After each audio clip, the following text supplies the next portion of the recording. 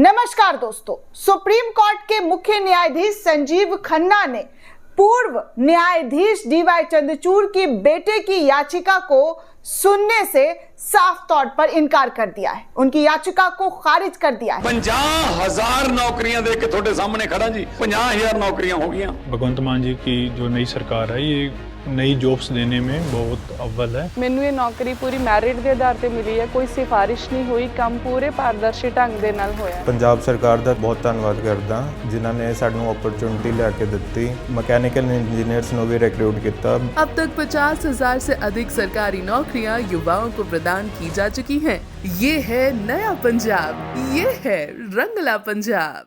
साथ ही आगे बात करूंगी दोस्तों कि कैसे जज के फैसले सुनाने पर कोर्ट में चप्पल चल गया। आगे आपको खबरों में यह भी बताऊंगी कि इस वक्त कैसे भारतीय जनता पार्टी ने जीत तो दर्ज करा लिया है दिल्ली के अंदर। देश की राजधानी में बीजेपी की सत्ता तो वापस आ गई है 27 साल के बाद, लेकिन उनके विधायकों का जो रवैया है, जिस तरीके से मुसलमानों के खिलाफ भाषा और बोली का इस्तेमाल कर रहे हैं, उस पर भी चर्चा करूंगी। साथ में आपको बताऊंगी कि कैसे भारतीय जनता पार्टी लगातार चुनाव में घिरते हुए नजर आ रही है धांधली के आरोप में। आगे आपको बताऊंगी कि कांग्रेस का इस वक्त चांदी ही चांदी बनता हुआ नजर आ रहा है। उनकी किस्मत की जो चाबी है वो खुलती भी नजर आ रही है, क्योंकि कांग्रेस में कई बड़े दिग्गजों के शामिल होने की खबर निकलकर सामने आ रही है। एक एक करके आपको तमाम वो जानकारी दूंगी कि कैसे इस वक्त देश में क्या हलचल होता हुआ नजर आ रहा है, देश की राजनीति में किस तरीके की जो उथल पुथल है वो दिखाई और सुनाई दे रही है। तो सबसे पहले दोस्तों आपको सुप्रीम कोर्ट ले चलते हैं। जी हाँ, सुप्रीम कोर्ट ले चलते हैं। सुप्रीम कोर्ट जो देश का सबसे सर्वोच्च अदालत है, उस अदालत में आपको याद होगा दोस्तों, कुछ दिन पहले एक मशहूर यूट्यूबर रणवीर अलाहाबादिया जिस तरीके का एक प्रोग्राम के अंदर अभद्रता वाली भाषा का इस्तेमाल, अश्लीलता फैलाते हुए नजर आ रहे थे, उसको लेकर देश के कई कोने में एफआईआर जो है वो दर्ज की गई है। अब इसी मामले पर रणवीर अलाहाबादिया जो है सुप्रीम कोर्ट का रुख करते हुए नजर आ रहे थे और सुप्रीम कोर्ट में एक याचिका लगाकर ये अपील की गई कि जो जगह जगह एफआईआर उनके खिलाफ की गई है उसको एक करके सुनवाई की जाए।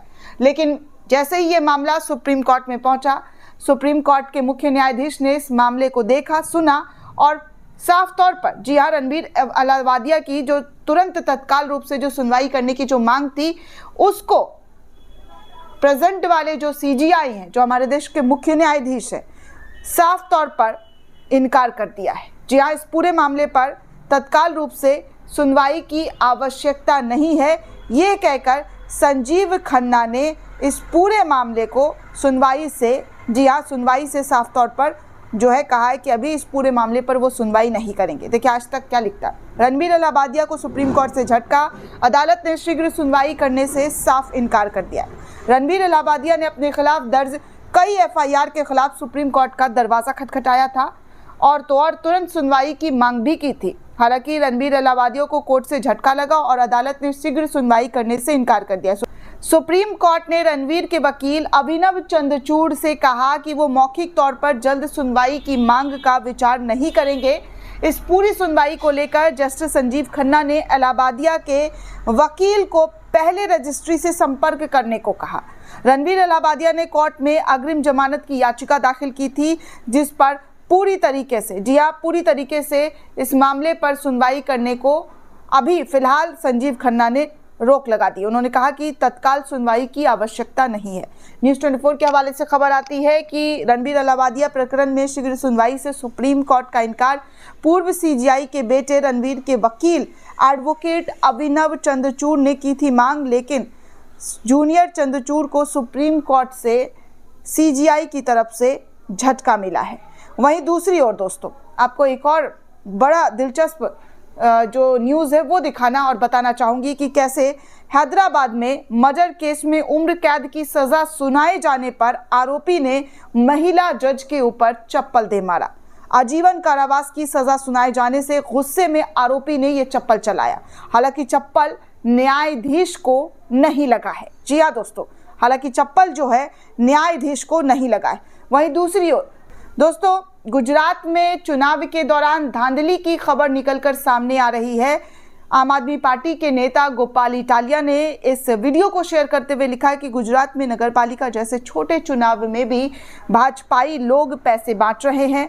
परिवार के सारे मतदाताओं के नाम कंफर्म किए जा रहे हैं और हर मतदाता को जो है 500 रुपए खुलेआम दिए जा रहे हैं। चुनाव आयोग हमेशा की तरह धृतराष्ट्र बना हुआ है। तस्वीरें वीडियो आप देख सकते हैं कि किस तरीके से चुनाव आयोग के ऊपर एक बार फिर से आम आदमी पार्टी जो है हमलावर होते हुए नजर आ रही है।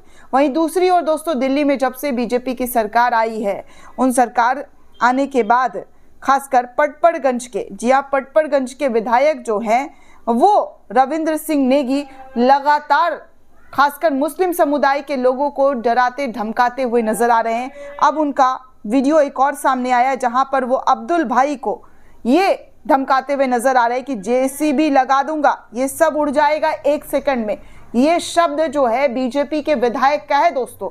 अब देश की राजधानी में भी हिंदू मुसलमान की जो नींव है वो बोनी शुरू हो गई। वैसे 11 साल पहले ही बो दी गई थी, लेकिन अब धड़ल्ले से जो है भारतीय जनता पार्टी के विधायक मुस्लिम दुकानदारों को धमकाते हुए डराते हुए नजर आ रहे हैं। अतिक्रमण के नाम पर जेसीबी लगाकर 1 सेकंड में उड़ाने की बात कर रहे हैं। तो ये तमाम चीज़ें भारतीय जनता पार्टी के विधायकों के जरिए की जा रही है। अब सोचिए कि दिल्ली जैसे शहर में अब ये सारी राजनीति जो है हमें देखने सुनने को मिलेगा।